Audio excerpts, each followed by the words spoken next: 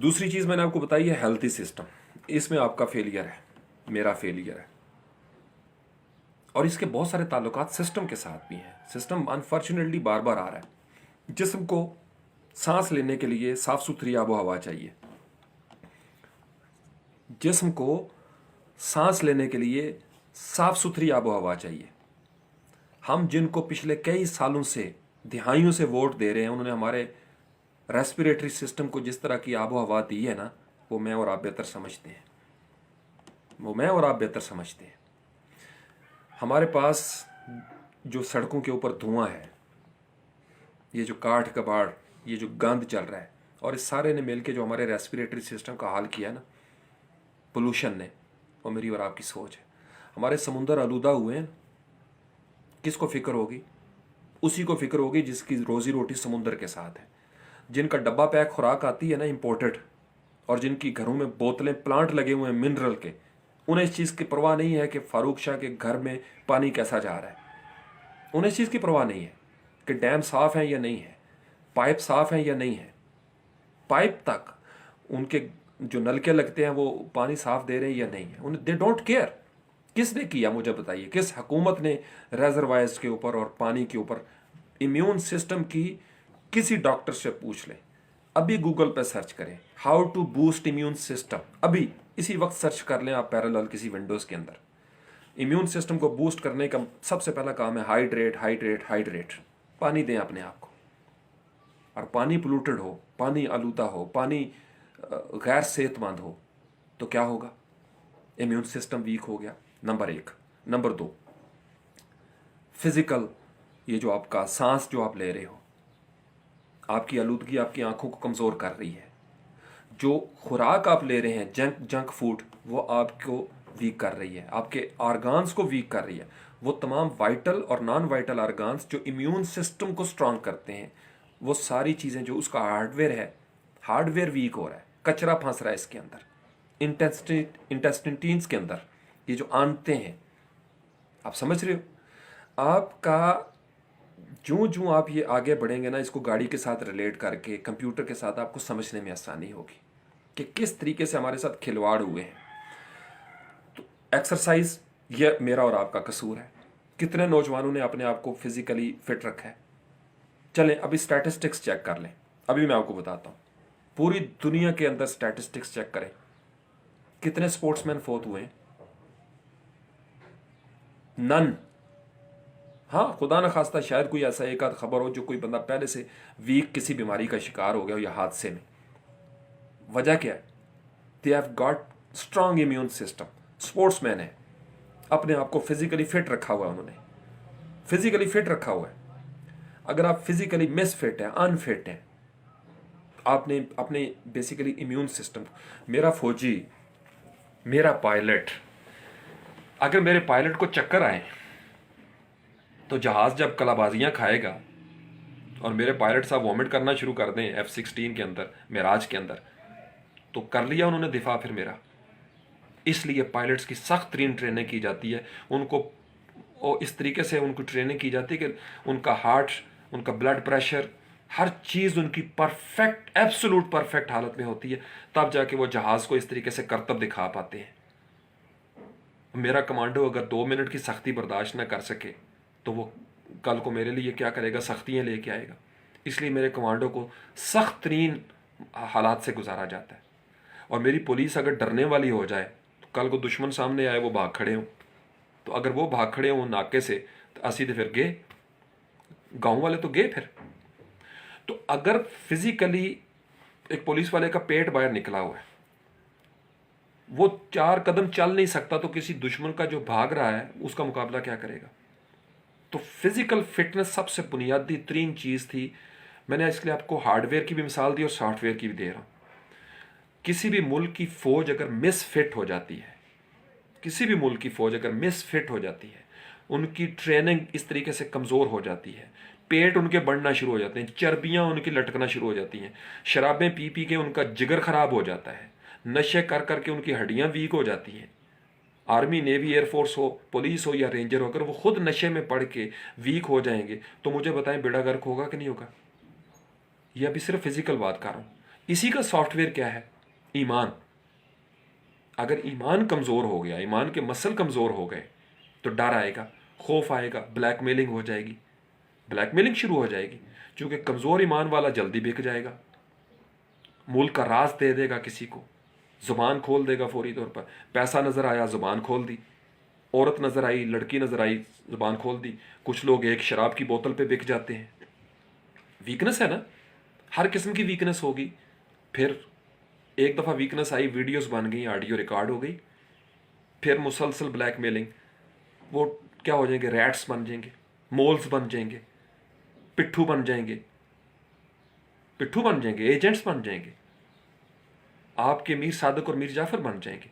तो आपका immune system के अंदर भी ये सारी चीज़ें चल रही हैं। आपके कले के दरवाजे अंदर से खुलेंगे। आपने आपके अच्छा, इम्यून सिस्टम के अंदर स्किन का बड़ा रोल है। इम्यून सिस्टम के अंदर स्किन का बड़ा रोल है। अगर आपकी स्किन जो है ना वो बर्दाश्त ही नहीं कर रही सख्तियाँ, वीक रखा हुआ है आपने अपने आप को, हर वक्त आप अपने आप को नरमो नाजुक जिसको कहा जाता है वो कर दिया हुआ है, आपकी स्किन ज़रा सी सख्ती बर्दाश्त नहीं करती, तो मुझे बताइए कि वो जो वायरस स्किन रोकती है, वो जो वायरस स्किन रोकती है, स्किन बड़ी ज़बरदस्त प्रोटेक्टेड शील्ड है, याद रखिए।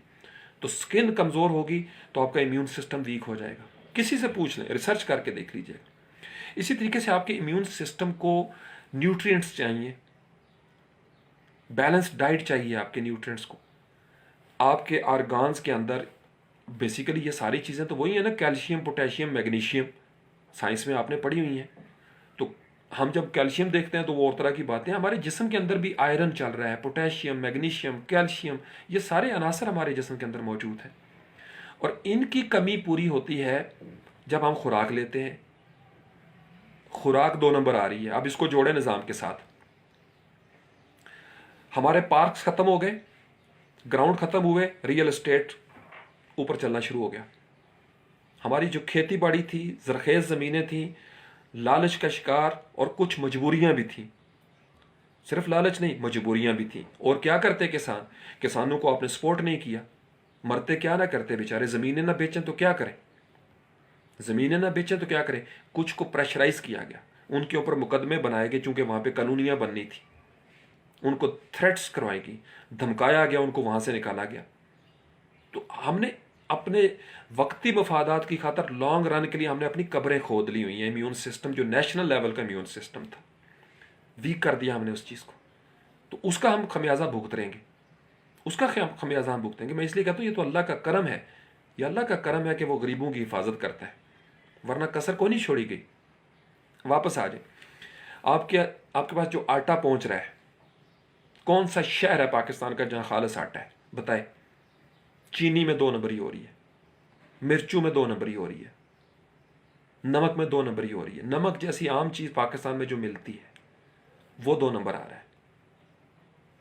किसने रोकना था? फूड इंस्पेक्टर्स ने। मिनिस्ट्रियां बनी हुई हैं, एक आध छापा, कभी बेचारा इकरारुल हसन थक जाता है वो बेचारा, उसको कितनी दफ़ा कुट पड़ चुकी है उसमें, तो कहता हूँ उसकी हिम्मत है, वो कितनी दफ़ा प्रोग्राम कर कर चुके हैं। तो हमारे पास जो घी पहुंच रहा है, जो घी पहुंच रहा है, इनके ये मंथलीस देते हैं ऊपर। देखो ना, मैं ये इसलिए कहता हूँ कि अगर मोटरवे पे या जीटी रोड पे खड़े हुए पुलिस के नौजवान खुदा न खास्ता अगर वो रिश्वत लेके चेकिंग से हाथ रोक लें, तो फिर इन्ना लिल्लाहि व इन्ना इलैहि राजिऊन, फिर असला इधर से उधर पहुंचेगा, शराब इधर से इधर पहुंचेगी। हर 2 नंबर चीज़, अगर ट्रकों से भत्ता लेके उनको जाने दिया जाए तो हर किस्म की नाकस चीज़ एक शहर से दूसरे शहर में इजीली मूव कर जाती है। तो सबकी कलेक्टिव रिस्पॉन्सिबिलिटी, एक तरफ का फेलियर नहीं आया, गवर्नमेंट्स भी फेल होती हैं, पॉलिसी मेकर भी फेल हो रहे हैं, नीचे जो ग्रास रूट लेवल तक हम सब की जिम्मेदारी। और सबसे आखिरी जिम्मेदारी वो क्या थी कि हम सब इंडिविजुअल हैं, हमें याद ही नहीं रहा कि हमने अल्लाह को जान देनी है। वजह क्या है? जिस पे मैं कई सेशन कर चुका हूँ, हमें ये एहसास ही नहीं दिलाया गया कि दीन और दुनिया एक ही चीज़ है। हम दीन को अलग समझते हैं कि मैं अगर 5 वक्त का नमाज पढ़ रहा हूँ मेरी बख्शिश हो जानी, अल्लाह खैर सल्ला। मुझे ऐसी हदीसें मिली हुई हैं कि मेरी बख्शिश हो जानी है, मैं 5 वक्त का नमाजी हूँ। बाकी मुझे किसी ने बताया ही नहीं कि बाबा मुनाफिकत दुनिया के जहन्नम का सबसे आखिरी कोना है जिसमें मुनाफिकों को फेंका जाएगा। यह हदीस उस तक नहीं पहुंची कि मन गश्शा फलाइसा मिन्ना, जिसने मिलावट की वो हम में से नहीं है। उसको दीन को ना सिर्फ हदीसों में भी यही हुआ है, ला तकरबुस्सलाह। मैं क्यों कहता होता हूँ कि उलमाए कराम का एहतराम किया करें, जो दीन को ओवरऑल देखते हैं। मैं आपको बताऊँ, कुछ हदीसें ऐसी हैं जिनको देख के आप कहेंगे बस बाकी सारे काफिर। दूसरी तरफ कुछ कुछ हदीसें हैं, उनको देख के पहले वाला काफिर। फिर कुछ सेलेक्टिव हदीसें निकाल लें, पम्फलेट यही करते हैं, आपको हदीसों की रूह से ही कहा जाएगा और आपको कहा जाएगा कि आप जाके हदीस की किताब में देख लें। आप जाके देखते हैं सही बुखारी बाब फलां ये हदीस मौजूद है। हाँ जी मौजूद है, मौजूद है। किस सियाको सबाक में बात हुई है और बात मुकम्मल नहीं हुई। ला तकरबुस्सलाह कुरान में मौजूद है कि नमाज के करीब ना जाओ, लेकिन बात उस वक्त मुकम्मल होगी जब उससे अगली हदीस या पिछली हदीस या अगली आयत या पिछली आयत, तसरीफ़ी आयात का कानून, पूरा प्रोसेस समझेंगे, फिर आपको समझ आएगी। तो जिसने नमाज 5 वक्त की नमाज पढ़ ली उसकी बख्शिश होगी। इसी सही बुखारी के अंदर हमें ऐसी हदीसें मिलते हैं कि किन लोगों की नमाजें हवा में मुअल्लक कर दी जाती हैं, किस तरह की नमाजों को मुर्गे की ठूंगे मारने से तशबीह दी गई है, किस तरह की नमाजें मुंह पे लुटा दी जाती हैं, वापस मार दी जाती हैं, किस तरह की नमाजें पढ़ने वालों के ऊपर अल्लज़ीना हुम अन सलातिहिम साहून कहा गया उसको, किस तरह की नमाजें पढ़ने वालों के ऊपर हलाकत है, और क्या करना है जिसके बाद जाके नमाज शुरू होगी। वो तकवा क्या है, नमाज तो बात की बात है, हमारा तकवा ही नहीं है। फासिक बंदा जितनी मर्जी नमाजें पढ़ता रहे। मैं बहुत बड़ा आपको पॉइंट दे रहा हूं, इसको प्लीज लिख लें और उलमाए कराम से इसके बारे में पूछें। जो बंदा है ही फासिक, उसकी नमाज कहां पे जाएगी। तो नमाज से पहले तकवा है, फिर इस तकवे की इमारत में नमाज से निखार आता चला जाता है। अस्सलातु इमादुद्दीन, नमाज दीन का सतून है, और सतून किसी बिल्डिंग, किसी नीचे प्लेटफॉर्म पे खड़ा होगा।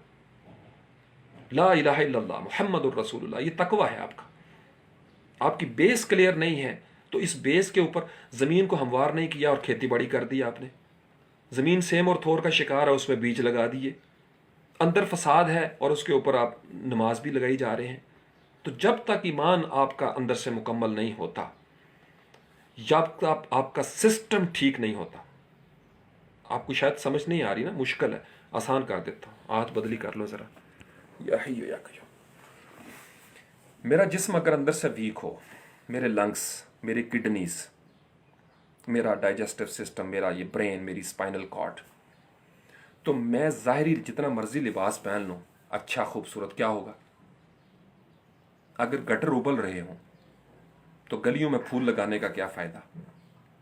गटर उबल रहे हों तो गलियों में फूल उगाने का क्या फ़ायदा। सिस्टम अंदर से क्रैक हो चुका हो तो उसके ऊपर मेरा बेड नीचे से खोखला हो जाए, चारपाई मेरी नीचे से ख़त्म हो जाए, मैं उसके ऊपर खूबसूरत बेडशीट लगा दूं तो क्या फ़ायदा। यही तो हुआ हमारे साथ पॉलिसीज़ की सूरत में। जो हुकूमतें आई उन्होंने कहा वक्त गुजारो, 5 साल पूरे करो, आगे चले जाओ, अच्छी अच्छी चादरें बिछा दो, फोटो सेशन करवा लो। सिस्टम जो नीचे पड़ा हुआ है ना, जो गल सड़ चुका है, ये यूं समझ लें कि अंदर चर्बी आपकी गल जाए और ऊपर डॉक्टर जो है ना स्टिच लगा दे, अंदर से वो गल सड़ रहा है। आपका दांत अंदर से कीड़ा लगा हुआ है और ऊपर कैविटी लगा दी जाए, उसके ऊपर कैप, तो क्या बनेगा। कीड़ा तो नहीं खत्म हुआ, कुत्ता कुएं के अंदर ही है, आप डोल निकालते जा रहे हैं कि उसको पाक करेंगे। नहीं हो सकता, बाखुदा नहीं हो सकता, इसलिए कि इन्न सलात तन्हा अनिल फहशाइ वल मुनकर। ये जो नमाज है, ये जब ये सिस्टम इंसान की ज़ात में शुरू होता है ना, अगर आप मिलावट भी कर रहे हैं, अगर आप झूठ भी बोल रहे हैं, अगर आप बेईमानियां भी कर रहे हैं, कत्ल भी कर रहे हैं, जना भी कर रहे हैं, हर किस्म का झूठ और फिस्क आप कर रहे हैं, और आपकी 5 वक्त की नमाजें आपको तसल्ली किसी ने दिला दी है, वो भी गुमराह जिसने आपको तसल्ली दी है, और आप भी गुमराह हैं। आप गुमराहों के पीछे चल रहे हैं क्योंकि आपका सिस्टम बेड़ा गर्क हो गया, सिस्टम कोलैप्स कर गया, इम्यून सिस्टम ही स्ट्रांग नहीं है, तो बाकी पीछे क्या रह जाएगा। आप समझ रहे हो, जिसको मैं अक्सर तशबीह देता हूँ अलामती पैराए में कि गली और मस्जिद का फासला कम होना चाहिए, तन्हाई और महफिल का फासला कम होना चाहिए। जब आपका ज़ाहिर और बातिन का इख्तलाफ ख़त्म होना शुरू हो जाएगा ना, आपको दीन की बेहतर अंदाज में समझ आना शुरू हो जाएगी। अब इसको सिर्फ लिमिटेड अंदाज में सोचें। बिल्कुल ऐसी अहादीस मौजूद हैं जो ये बताती हैं कि अगर आपकी नमाज है तो अब बाकी सारी चीज़ें माफ़ हो जाएंगी। अब ये उलमाए कराम से पूछें। मैं इसलिए कहता हूँ कि अगर एक हिस्सा पढ़ेंगे ना तो आपको बात की समझ नहीं आएगी, क्योंकि आपने एक हिस्से पे नज़र रखी हुई है। ला तकरबुस्सला नहीं, अहले इल्म से पूछें, फसलू अहला ज़िक्र इन कुंतुम ला तालमून। कुरान को जहन में रखना पड़ता है, अहदीस का सारा पैकेज जहन में रखना पड़ता है, फ़िक़्ह के बारे में सारे असूल जो मुदव्वन असूल हैं, गोल्डन प्रिंसिपल, उनको जहन में रखना पड़ता है। फिर सलफ़ सालिहीन से एक रवायत चलती आ रही है सीना बसीना, उसको जहन में रखना पड़ता है, तब जाके दीन के बारे में कोई बात की जा सकती है ज़िम्मेदारी के साथ। जिस वजह से मैं एक तवील अर्सा पहले फतवे से बाज आ गया था कि मेरा वो मुकाम मरतबा ही नहीं है कि मैं फतवा लगा सकूं, मुझे तो अभी खुद अपने आप को संवारना है, मैं पहले अपने अंदर तो इस्लाह कर लूं। यहाँ चूंकि एक पोस्ट में एक हदीस का जिक्र आया है, लिहाजा वो सनद है, ऐसा नहीं है। दीन मुकम्मल निज़ाम हयात है, पार्शल निज़ाम हयात नहीं है। मुकम्मल निज़ाम हयात के लिए आपको सारी कंडीशंस को मीट करना पड़ेगा। वापस आते हैं इम्यून सिस्टम की तरफ। आपकी खुराक जाली 2 नंबर, नकली, तो क्या होगा, इम्यून सिस्टम वीक होगा। अच्छा, फिर इसको स्ट्रांग करने के लिए जो सप्लीमेंट्स आपको चाहिए, जो मेडिसिन चाहिए, फार्मास्यूटिकल इंडस्ट्री सबसे ज़्यादा रिच इंडस्ट्री कैसे बन गई है, किस तरीके से, क्या वजह थी। आप गुजरात से शुरू हो जाएं, मुख्तलिफ एरियाज़ में चले जाएं, आपको जगह जगह पे ऐसे लोग मिलेंगे जिनको या कफ सिरप भी 2 नंबर आ रहा है, फलां दवाई 2 नंबर आ रही है। कौन बना रहा है?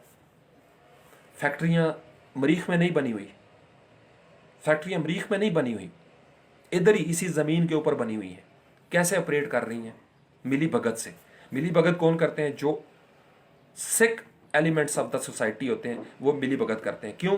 पार्शली अपने जुज़वी मफादात के लिए पैसे लेकर ट्रक गुजरने देते हैं, पैसे लेकर फैक्ट्री को ओके रिपोर्ट देते हैं गवर्नमेंट को ऊपर।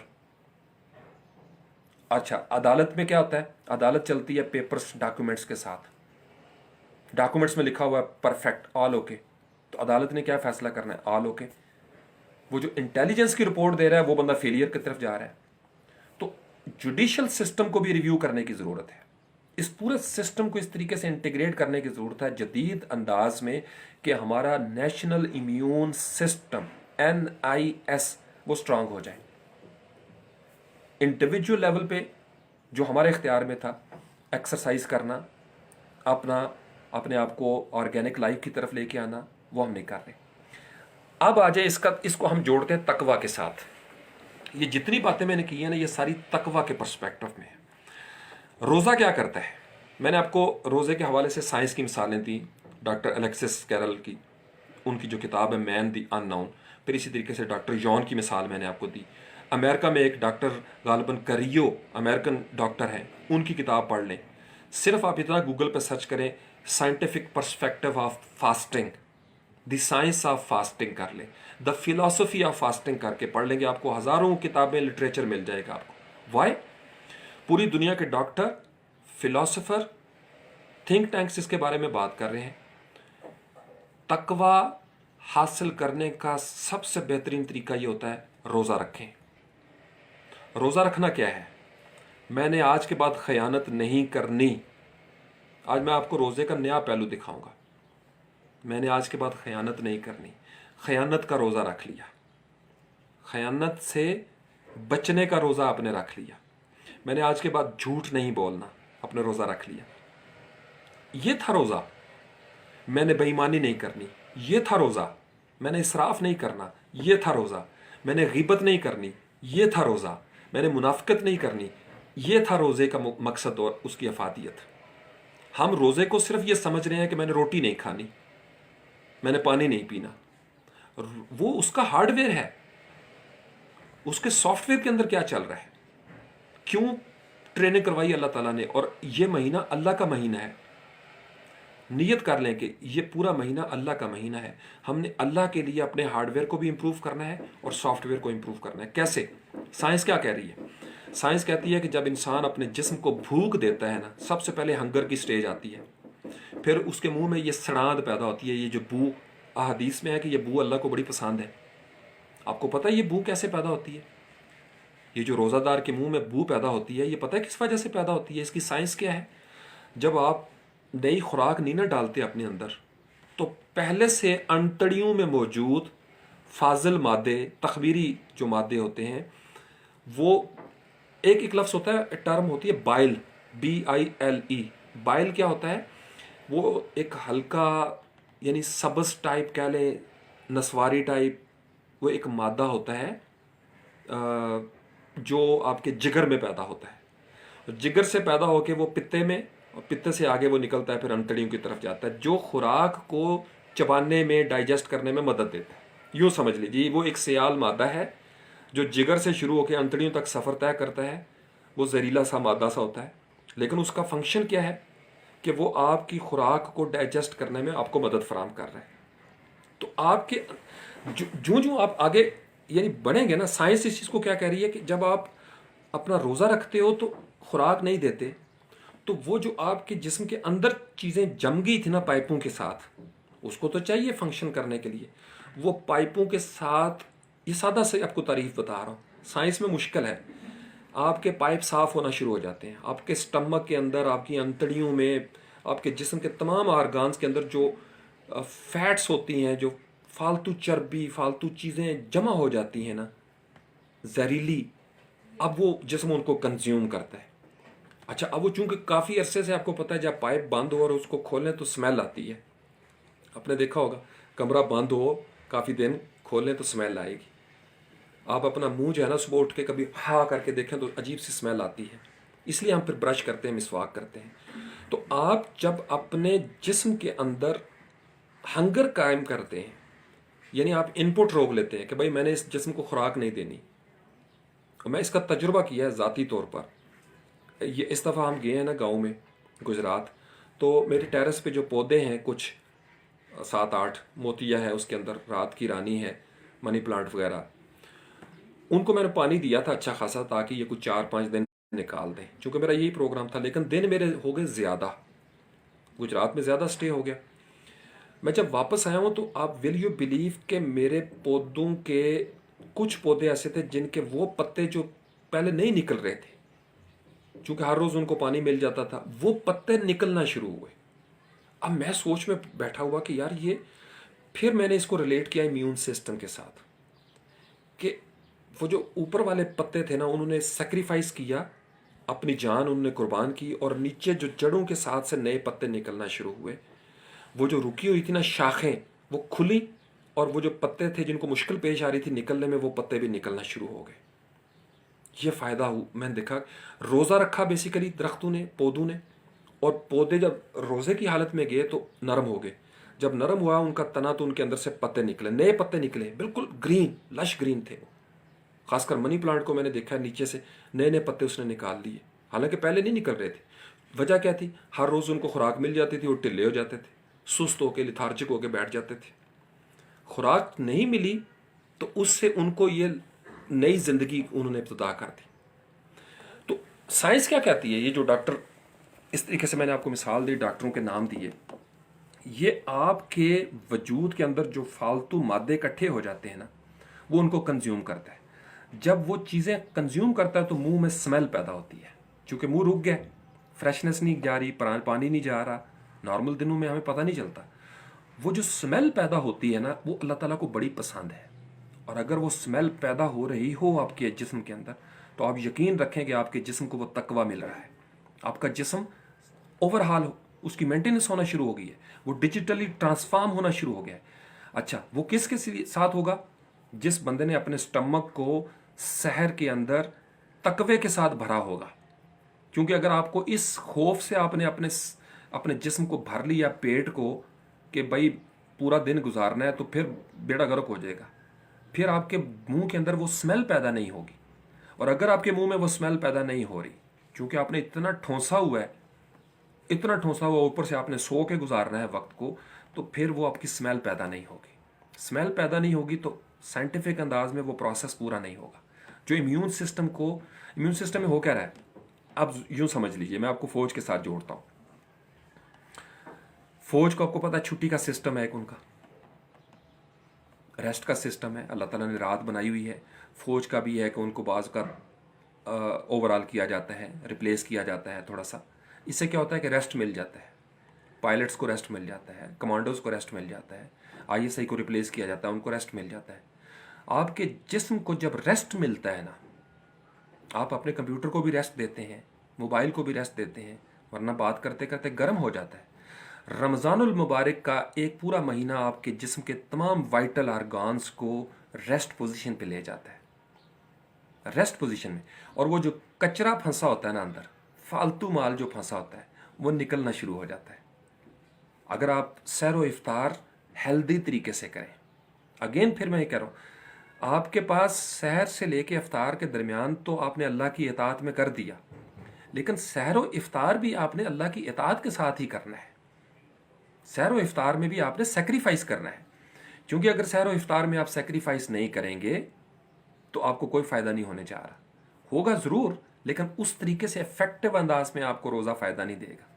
मैंने इसको भी करके देखा है, क्योंकि डॉक्टर्स ये कहते हैं पहले जिस्म भूख की तरफ जाता है, फिर उस जिस्म के अंदर अजीब सी ये सड़ांध पैदा होती है, और फिर उसके अंदर एक वक्त आता है कि सड़ांध उसकी ख़त्म हो जाती है, निखार शुरू हो जाता है। क्योंकि कुछ लोगों ने, हर मज़हब में मखसूस चीज़ों का रोज़ा होता है कि मैं ये नहीं खाऊंगा तो मेरा रोज़ा है, मैं ये नहीं पीऊँगा तो मेरा रोज़ा है, या रोज़े की हालत में मैं ये खा सकता हूँ, ये पी सकता हूँ, और ये नहीं खा सकता, ये नहीं पी सकता। ऐसे भी लोगों ने रोज़े लोगों के अंदर हैं। फिर मैंने ये काम नहीं करना, चुप का रोज़ा भी था कि मैंने बातें नहीं करनी। तो जब आप अपने आप को चुप के रोज़े की तरफ भी ले जाएं, फ़र्ज़ कर लें, तो आपका जो बोलने का स्टेमिना है ना, आपके लफ्ज़ जो है ना, आपके अंदर क्लैरिटी आना शुरू हो जाएगी, क्लटर फ्री होना शुरू हो जाएगा आपका एक्सप्रेशन जो है। आप समझ रहे हो? तो रोज़ा आपके जिस्म को ओवरऑल कर रहा है, ट्रांसफॉर्म करने में आपको मदद दे रहा है। आप अपने आप की बेहतर सेहत की तरफ अल्लाह की खातिर, क्योंकि ये अल्लाह का महीना है, in the name of God, याद रखिएगा। जब आपका जिस्म, आपकी आंखें, बिनाई आपकी तेज़ हो जाएगी, आपकी समातें दुरुस्त हो जाएंगी, आपका जो रीढ़ की हड्डी है, अगर आप नमाज भी साथ पढ़ रहे हैं तो आप देखेंगे आपके आज़ाब भी दुरुस्त होना शुरू हो गए हैं, आपके आज़ाब भी दुरुस्त होना शुरू हो गए हैं, ब्लड सर्कुलेशन आपकी ठीक होना शुरू हो गई है। क्योंकि एक तो फिज़िकली आपका जंक माल ज़ाया हो रहा था, क्लटर निकल रहा था अंदर से, सेंट्री वर्कर अंदर के लगे हुए थे और गटर खोल रहे थे, सारे जो अंदर भरे हुए हैं जंक फूड के साथ, उसको वो साफ़ करी जा रहे हैं, कंज्यूम करी जा रहे हैं कि यार कुछ नहीं मिल रहा भाई, क्या करें। अच्छा, इम्यून सिस्टम क्या कर रहा है रोज़े की हालत में? इम्यून सिस्टम को जब ये चीज़ें मिलती हैं तो आप, चूंकि इनपुट बिल्कुल नहीं आ रही, इम्यून सिस्टम फिर आपने आपको ना पैंतरे बदलता है। देखो ना, आपकी फौज है, आपकी फौज की स्ट्रेटजीज जो होती हैं कि अगर यहाँ से प्लान ए, ये प्लान बी, ये प्लान सी, तो जब आपका इम्यून सिस्टम प्लान बी पे जाता है, रिफ्रेश कर लेता है अपने आप को। जैसे कहते हैं ना, बुखार बदन की ज़कात, ज़कात क्या करती है? प्योरीफाई करती है। तो अगर आप अपने इम्यून सिस्टम को, अब इम्यून सिस्टम 11 महीने में आदी हो चुका था, ये पीना है, ये खाना है, इम्यून सिस्टम क्या हो चुका था? आदी हो चुका था। मदिया की सुबह ऐसी होगी, दोपहर ऐसी होगी, शाम ऐसी होगी। यकदम इम्यून सिस्टम सर पे हाथ मारता, कहता ओ भाई साहब ऐ की हो गया, what's happening, what's wrong, something is changed. Alert system alert हो जाता है, अलर्ट सिस्टम अलर्ट हो जाता है कि भाई समथिंग इज नॉट गुड। तो इम्यून सिस्टम हंगामी तौर पर अपने आप को रीवायर करता है, रीप्रोग्राम करता है, रीसेट करता है, रीफोकस करता है अपने आप को कि अच्छा, नए हालात के तनाजुर में मुझे अब इस तरीके से बिहेव करना चाहिए। तो जब आपका, यूं समझ लेना जैसे वो गाड़ी के अंदर भी वो क्या कहते हैं, रिजर्व लग गया जी गाड़ी का, एक रिफ्रेशिंग आ जाती है, ओवरऑलिंग आप कर लेते हैं, नई टैंकी आप लगा देते हैं उसको, तो वो जो आपके पास रिजर्व पहले से जिस्म को चीज़ें, एनर्जी, उसको फिर वो जिस्म निकालता है बाहर, उसको कंज्यूम करता है। उससे क्या होगा? पाइप जो है ना आपके साफ होना शुरू हो जाएंगे। ये इंटेस्टिन्स जो है ना, इसको प्रोनाउंस करने में बाज़ मैं रुक जाता हूँ। इंटेस्टिन्स जो है ना आपका, इसको हम बचपन में इंटेस्टाइन भी कहा करते थे, लेकिन ये जो इंटेस्टिन्स है ना, आंतें, ये आंतें जो है ना, इसके अंदर से फालतू मादे निकल रहे हैं, मैदे के अंदर से आपके हर चीज़, आपका ब्लड, वो जितनी आपकी स्किन और प्रोटीन्स होती है ना, जो फैट्स वगैरह, प्रोटीन्स जिस्म की पूरी, मैं मेडिकल की ज़्यादा उसमें नहीं जाना चाहता, ये उनकी फील्ड है, हम तो हैं स्टूडेंट नालायक से, तो मैं इसको अपने समझने के लिए यूं समझता हूँ चीज़ों को। यानी आपकी स्किन मजबूत हो रही है, स्किन के नीचे जो टिश्यूज़ हैं वो मजबूत हो रहे हैं, उन टिश्यूज़ के नीचे की दुनिया मजबूत हो रही है। आपकी हड्डियों के अंदर, मैंने आपको परसों तरसों भी थोड़ा सा बताया था कि हर चीज़ शुरू होती है ब्लड के साथ, और ब्लड बनता है हड्डियों के गूदे के साथ। अब आप जब बीमारी की बात सोच रहे हो ना, तो आप इस पे गौर करें कि आपका गूदा कैसे मजबूत हो सकता है। मैं आपको बता रहा हूँ बड़ी जिम्मेदारी से, जिन लोगों का इम्यून सिस्टम स्ट्रांग है, ये वैक्सीन्स कर क्या रही हैं, यूं समझ लें, फिर आपको और समझ आ जाएगी। हर वैक्सीन के नीचे सिर्फ यही चीज लिखी हुई है, it will boost your immune system, बस, nothing else. It's not doing anything else. Immune system को बूस्ट कर रहे हैं। तो इम्यून सिस्टम का बूस्टर आप खुद क्यों नहीं लगा रहे? आप क्यों अपने आप को वीक करते हैं? जैसे बहुत सारे लोगों के अंदर ये कॉन्सेप्ट है कि दवाई खा लेने तो टुर पैने, दवाई खा लेने तो सो जाने। मजदूर कभी नींद की गोली नहीं खाता, मजदूर कभी नींद की गोली नहीं खाते, सो जाते हैं फुटपाथ पे अखबार बिछाकर, सो जाते हैं फुटपाथ पे अखबार बिछाकर। मजदूर कभी नींद की गोली नहीं खाते। क्यों? मजदूर क्यों नींद की गोली नहीं खाता? उसको इतना उसने अपने आप को थकाया होता है कि उसके अंदर ये फील आती है कि I need rest, please give me some rest. वो फुटपाथ पे होगा, सो जाएगा। तो जब आप अपने जिस्म को भूख देंगे ना, रोकेंगे, अगर इंसान अपनी ख्वाहिश को रोकता ही नहीं, जैसे आती है उसकी तकमील हो जाती है। बच्चे की, कौन से बच्चे जिद्दी होते हैं, जो आप उसने कहा आपने उसको ले दिया, जो उस, और कभी उसको नहीं मिलेगा तो वो रिएक्ट करेगा, क्योंकि उसको आदत पड़ी हुई है, उसको आदत पड़ी हुई है।